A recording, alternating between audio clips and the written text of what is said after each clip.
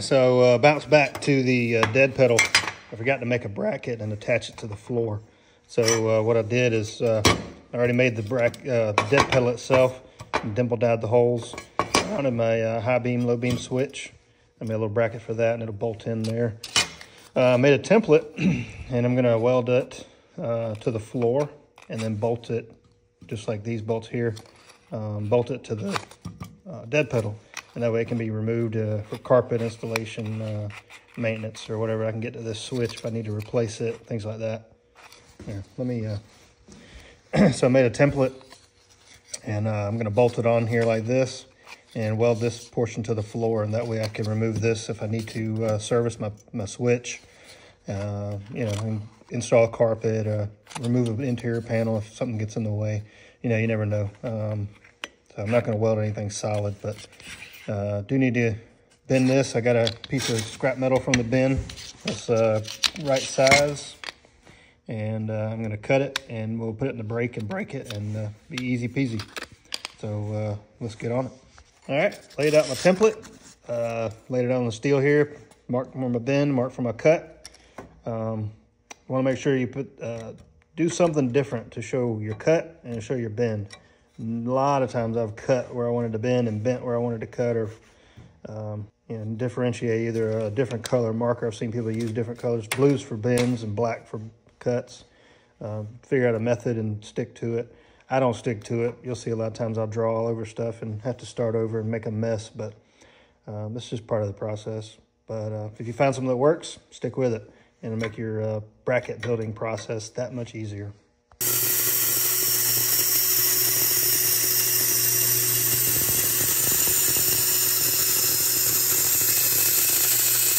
All right, I got my piece in the brake. Went ahead and put a nice bend on it. Probably went more than 90, which I usually do, but it looks pretty good. That'll work. We'll get this bolted to the dead pedal bracket and weld it to the floor. Like I said, nice and easy. Don't overthink it, like I did. So what I'm gonna have to do is notch it just a little bit, because that pad for the brake beam, high beam, low beam, got in the way a little bit. Yeah, that's okay. We'll cut about a 1/4 inch off of that, and it'll be good to go. I've got the bracket made. I've got it clamped in place on the dead pedal here. And what I've got is what's called a centering punch. This one's a little worn down, but what these are is a punch that'll fit in your hole. Pre-drilled this bracket, and I want to drill into the other bracket so I can use this centering punch. It'll find the center of your hole and get your where you want to drill. So I want to tap this other bracket, because I won't be able to get in here and add a nut to the back side of it once it's installed in the car. So this will help you find the center of your hole. I can drill it accurately and tap them, and then we can get this pedal installed. All right, not the most ideal way to tap a hole, but this tap has a little bit of has a little broken piece on the tip. Makes it a little more difficult to tap it by hand, and I already did a test piece, so.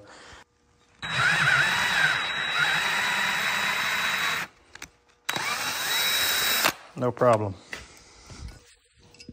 Like I said before, no problem. Just need to apply good consistent pressure and keep your trigger speed relatively minimal.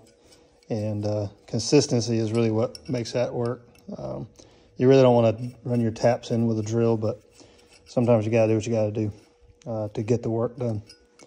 But just checking all 3 holes, all are good. I'll go ahead and attach this bracket to the pedal assembly, and give me my bracket. Anyway, I'll go ahead and attach it here, and I'm probably going to leave this off for now, just until I decide to weld it in there, because I just don't want it to be in the way. I want to put this in last minute. You know, one of the last things I want to put in. It is off to the side, but I don't know. All right, I'll go ahead and bolt this on here. I'll sit it in the car and mark it, and I'll go ahead and tack this bracket onto the floor. I went ahead and stripped all that pickling, I guess you'd call it, on this steel. It's got mill scale on it. This is what it used to look like. And just scratch it, because you don't want to weld, keep all that mill scale on there. yeah, we'll go ahead and I'll put this in the car and we'll lay it on the floor and mark it, and I'll drill some more holes in here so I can put some plug welds in it and just weld it to the floor, and that will be that. Yeah, I noticed too, my holes are not perfectly lined up. It's kind of annoying. I wanted the center hole in the center, and just viewing the camera doesn't make them look very centered, but they're close. All right, went to bolt the bracket on, and this is what happens in the real world. We don't pay attention. Got distracted, I guess, and my little bracket moved, and I didn't realize it was just eliminated. I'm gonna weld this hole up once I figure out, once I mark this in the floor, and I'll plug weld it. I'll go ahead and weld the hole up on this, and you'll never see it. But just pay attention to what you're doing, and stuff like that will happen, but maybe not as often. Pedal installed, dead pedal. It's welded to the, well, bolted to the bracket here on the side, and welded the bracket into the floor. And it's pretty sturdy. It's got just a little bit of movement to it, but that's okay because I left a gap on purpose all the way around the bottom and edges, so I can put leave room for a floor coating, whether it be a sound deadening material, spray on, or the kind that you stick to it. I haven't gotten there yet as far as decision making, but that'll leave me some room, and also put carpet on top of that. And so a little bit of wiggle room. I may have to do a little bit more, I don't know, but we'll cover that when we get to that point. But overall, really happy with that. It looks pretty cool too, and probably gonna end up making a few making the pedals match that the bead rolled look, or the dimple dyed look. I've got one that's I think a little bit smaller than this one, and I think I can make a little pedal for the brake and the gas pedal, and kind of just tie it all together. That'll look pretty good. So, yep, moving right along. All right, I got the passenger side window regulator modified. I went ahead and added a couple spacers that are welded on. That way they don't fall off when you put it in the door, and it just makes easier assembly. This bracket was modified, flattened out, and just to clear the inside of the door. So this should bolt right in, and we're done with the passenger side. All right, so back on the power window motor assembly deal here. This is just a generic street ride type kit I got from Speedway Motors. It's pretty basic, not a whole lot to it. It's kind of flimsy, but I'm going to make some brackets here on my door to catch this bottom bracket. I already had to cut where these two bolt holes here, or there's another bracket on the back side. I already had to cut that off and reshape it. So this kit's mine, you know, basically. I don't think they would return it if I have cut it, but you know, that's part of being custom stuff. Or you gotta cut damn near everything you touch. So, and then you cut everything that touches, and then that touches, and so on and so forth, and it gets complicated. Anyway, originally cut this part out. I was going to put the motor, which lands here now, I was going to have that over here and flip it. But I looked at the instructions, and it actually says the motor, well, it says the motor should go back here, but it really doesn't matter. You can flip them left to right. There's not really a difference. Difference comes in here where this track lands and how it is manipulated, and where your room's at, as far as, you know, how much your door depth and where everything's got to be situated to land. My situation, it worked perfect the way they suggested in the instructions. Go figure. So modified this part here, which sunk in, cut it and made it flush. So that's where the motor is going to sit, and has, you know, a good base to sit on. I've got the switches kind of hooked up here roughly so that I can operate the window up and down. I don't have the right size glass, if you will, template in here, because I modified it. For one, I was going to make a little pocket here for a door mirror, for a rear view mirror, side view mirror, but I don't want to put them on in the car at all. I'm going to run without them and see how I like it. I think it will really clean up this whole side of this car. Just get rid of everything that is unnecessary. Yeah, door mirror, go figure, is unnecessary in my opinion. Anyway, now I've got to cut this length of glass, this template, longer so that it'll catch the new channel run that I've modified and moved forward a good 2 inches. I'm going to have to add some depth to the glass eventually, so I'm going to add my template. I want the template to be exact what I'll need for glass, so when I send it off and get it cut, there's no question it'll fit. I want to add some more depth to in the door here, so that this run doesn't have to go all the way to the very top. It'll stop in here somewhere, so that it's got enough that it won't do this when it's going up and down in the window channel. And I think I need to add down here so that it'll catch in the flat part and won't be coming to a point. It needs something to ride on so that it doesn't rock back and forth. But we'll go from there and make some more brackets and see what we can come up with. Alright, so I made a little bracket here to replace this guy because it's in the wrong spot and it requires too many spacers. I wanted to push this back a little bit.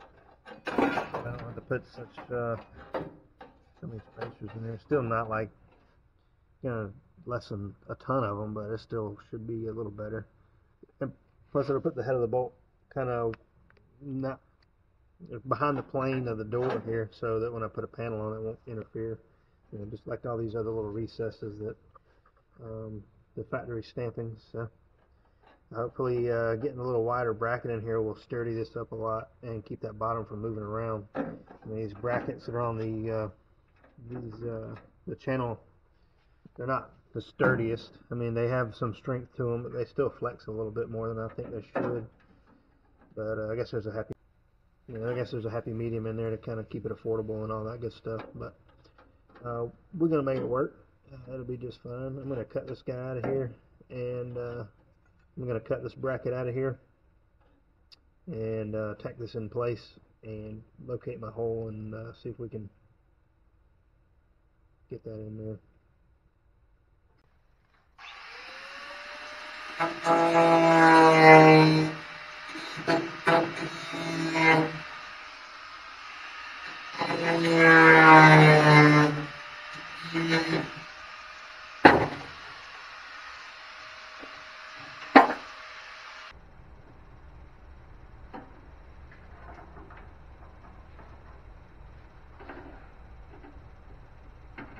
Clamps in here.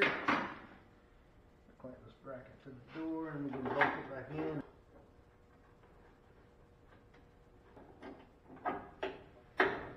Alright, let's see how well that rides in. What I'm trying to do, like I said, is push the bottom of the window regulator out and ride in there. You can see as soon as I drop it, the glass shoots out. Now, obviously it doesn't have any track system or a guide on the ends, so I think that'll help a lot.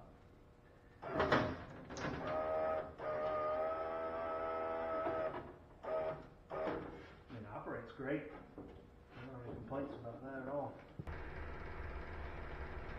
I need a better template. I've run out of this board that's about the same thickness as the glass. So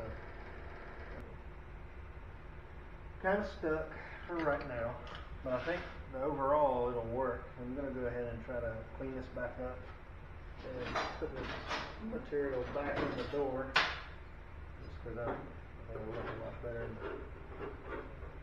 where I cut out. New door template, or a glass template, and patching all this stuff up, and I think we're really in the ballpark. Like I said, it's pretty straightforward. Get the spacing right. All these other variables not being in there is causing it to not ride correctly in the channel. I'm going to make this out of a heavier piece now that I know it'll work. You know, it's just a piece of scrap. And go for it. Alright, I got the power window in the door, the driver's side door, working great, operating great. I got a piece of wood I cut for the new template for the glass, and it fits perfect. And what I'm doing here is, this is where I cut down the window track in the front part of the door. This would have gone to the vent glass originally. It would have gone probably another foot longer. So I cut it down and wedged it up in the door and it matches the door frame where it comes from the actual door and transitions to the frame of the window around the glass. And I made a bracket here. I'm gonna attach that to the end of this with some rivets, so they'll be nice and flush in there. And I'll come over here to the car, and this will go in the bottom there. It'll attach in one of those holes there, and it'll transition this piece here and hold the window in. That'll be the window channel, the new window channel, shorter. The original vent glass was in here somewhere, so I've shortened it significantly. I went ahead and copied this because I know it works, and copied it for the passenger side, and got the holes, and I've got this plate made for the passenger door. As you can see, the upper plate there in the top right, and the middle plate there will hold the motor in place. So gotta locate these two holes, and the passenger side will be done as well. So took a little longer on the driver's side because I just had to figure it all out, but you know, universal stuff, that's the way it works. Got the passenger side duplicated, and that should be a lot easier and should go right in.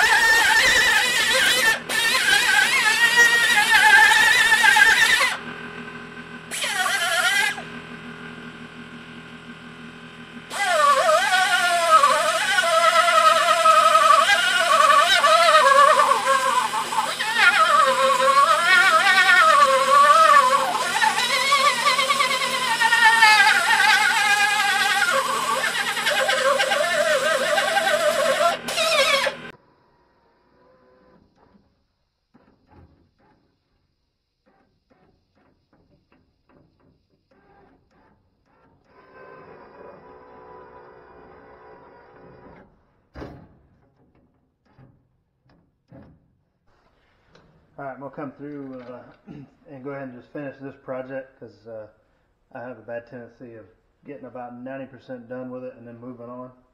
So as I circle back around to coming back to the project, I find little nitpicking things that annoy me that I don't finish. So I'm going to go ahead and fill this in like I did the driver's side, and I'll go ahead and add a few more welds to this bracket, and that should finish this project as far as the power window goes. So just a little nitpicking stuff. That'll be over with soon. So.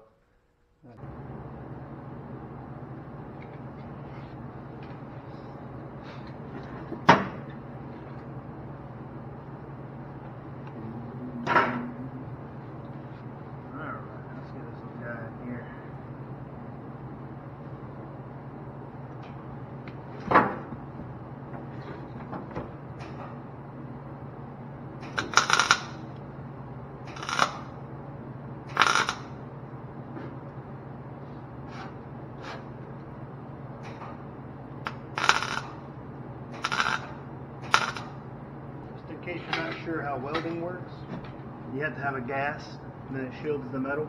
That keeps it from looking like crap. And you got to turn your gas on before you weld. Just saying. Let's try it again.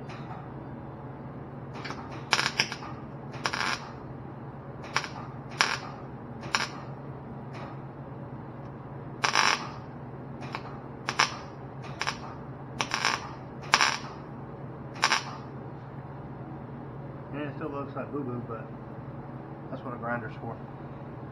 At least that's the way I feel about it.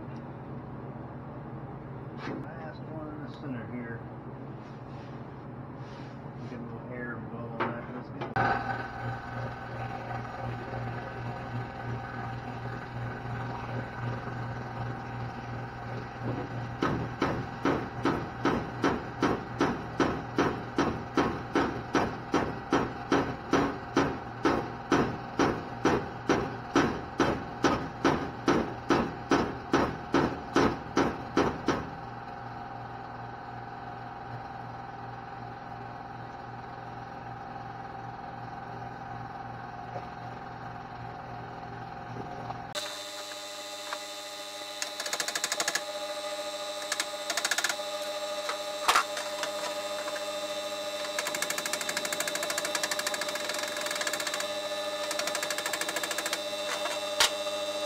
So today I'm going to get back on this quarter panel repair that I made. I don't know if you can see in the light, but there's a significant crease. Not really a crease, but a hard line where I put these two panels together and failed to put in some shape there to kind of give it just a smoother transition. I took a little pattern off of the other quarter panel, driver's side, and that's what it's supposed to look like. And I just stick that up there against it. And you can tell it's a little off. So I'm going to hammer on that all the way down that line and get it back into shape. Not really a huge deal, but I don't want to put that much filler on there and make it look. I just don't want to put a lot of filler on there. But that's what I'm going to work on today.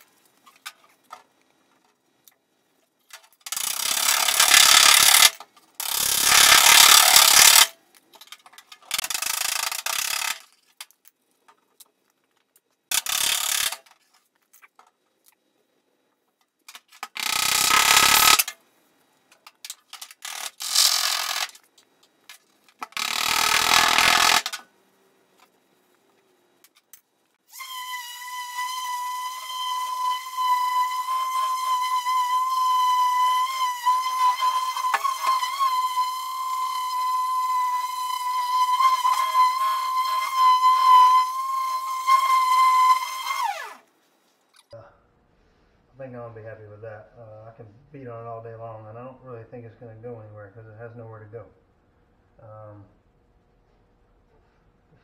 Still a crease there, a line where it was welded together, but it's not as significant as it was. I can put my gauge back up here, and it still rocks in the middle somewhat, but it's really, really close. Well, really close. I'll take a really out of there. It's not really, really close. But this whole quarter panel has been worked 2 or 3 times. It was wrecked here, where this whole part was caved in. That's why I scabbed in this piece. It's going to require some filler here, some filler here. Basically, the whole rear quarter is going to be have a skim coat of filler over it to get it true and straight. But it's really close. It's not going to be gobbed on there and be a Bondo bucket or whatever. But I'll be happy with it. I got some dents and dings here. I can't even get to this one. I can get to that one a little easier, but this guy's hidden behind the taillight pocket. Inside here is another panel where the taillight bolts together. So that's going to be interesting. I may see about getting one of those cheap stud guns and see if I can pull that out. There's a couple more dents and dings here and there that could use that stud gun, and it will help get that out of there. But overall, I'm very happy with that. The trim holes where the original Falcon script would have been, they're all gone. Some more trim holes here. The whole car was shaved and all that. So.